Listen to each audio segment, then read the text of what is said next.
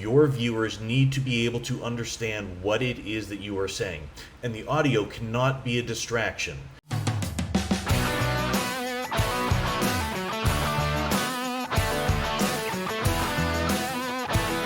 Hey everybody, I'm Bob Mikowski, professional photographer, videographer, and visual marketing speaker. Today we are talking about different kinds of mics that you can use to create videos. Now, remember who the target audience is here. This is targeted at small business owners and creators who are looking to make their own videos. This is not targeted at audio professionals. We're not talking about condenser mics and dynamic mics and ribbon mics. We're not getting into that. We're getting into the practical mics that you can buy, purchase, and use for your videos. First, before we start listing microphones, we need to establish why audio is important in the first place. Why is it important? Because you're listening to me right now. The viewer, in this case you, must be able to understand the speaker, me. That's the case for your videos as well. Your viewers need to be able to understand what it is that you are saying, and the audio cannot be a distraction. If you have terrible audio, people are either going to turn it off, or they're going to strain to hear you and kind of lean in and do the what, huh? So you really need to have good quality microphones. There are 6 different microphones that we're going to talk about today, so let's get right to it. Number 1 is the built-in microphone. This is the one that is built into whatever device you're using, whether that is a camera or a phone or a tablet or a laptop, whatever is built in to your device. Now, you really should not use this except for anything like ambient noise, background noise, if you happen to be in a group situation or in a crowd, but it's not going to have much quality otherwise. So if you are speaking to the camera in any sense, this is one that you really want to skip. Number 2 is a desk mic. That's actually what I'm using right now. You can see it right here.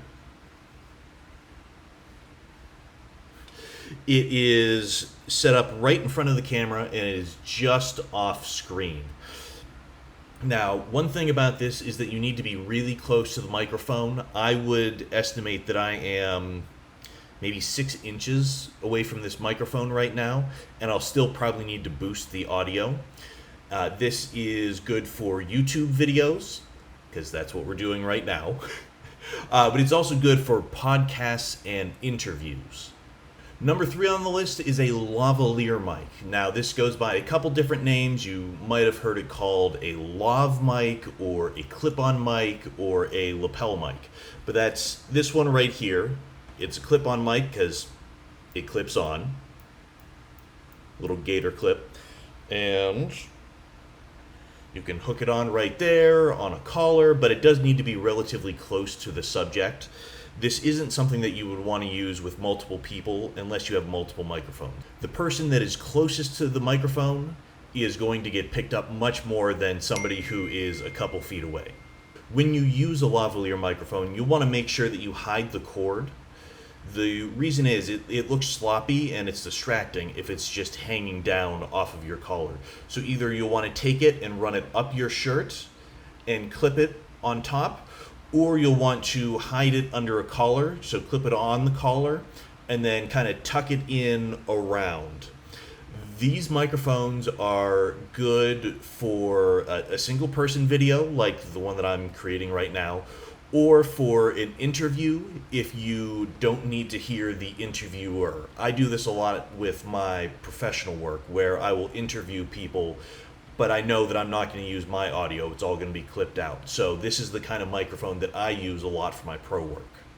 A good way to get started is with your headphones. You probably already have some, either wireless or wired, and these are a great start if you aren't sure if this is something that you're going to continue, it's something that you're going to experiment with, and they have adequate quality. They're not great quality, but they're fine for meetings or a single person video when you are just testing things out and getting used to things.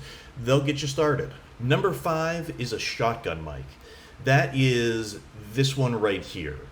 It is something that you can mount on your camera or your device, and it'll get everything in front of you. So hence the term shotgun mic, because it'll just blast everything in front of you. Now, you need to have a really high quality one if you're going to do it.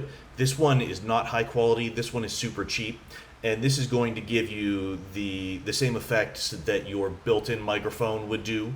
And I just told you not to use your built-in microphone, so don't bother with the cheap ones. If you're going to get one, make sure you get a good quality one. And you need to be in a quiet area for clear pickup, because of the way that it shoots. Any sort of noise that's in front of it is going to get picked up. So you need to be in a relatively quiet area.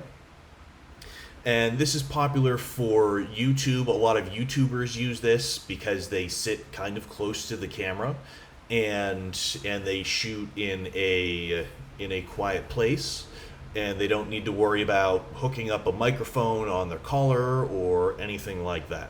The last one, number 6, is a boom microphone. This is the one that hangs over your head. It's usually off camera, so you don't normally see it. This is for high quality studio recordings. If you are going to really get into this and really become an advanced creator, then this might be something that you look at. It has a high quality, and it's going to do a great job picking up whatever it is that you're saying.